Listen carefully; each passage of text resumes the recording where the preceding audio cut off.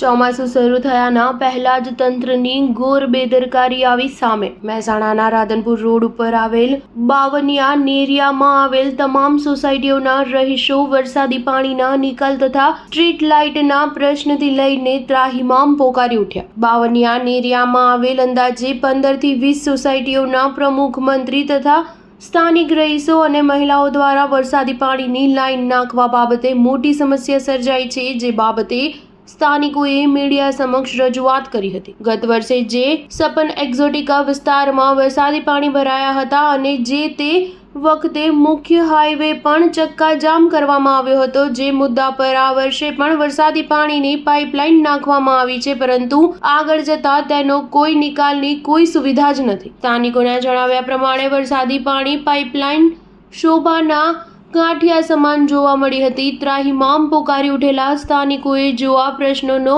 નિકાલ નહીં આવે તો તમામ સોસાયટીની મહિલાઓ એકઠી થઈને મહાનગરપાલિકા કચેરી ખાતે ધરણા પ્રદર્શન કરશે. સ્થાનિકો દ્વારા કરવામાં આવેલી રજૂઆત પ્રમાણે સમસ્યા કોઈ બીજી સોસાયટીની અને ભોગવવાનું કોઈ બીજી સોસાયટી વાળાને પડે છે. Star news 7 Mehsana.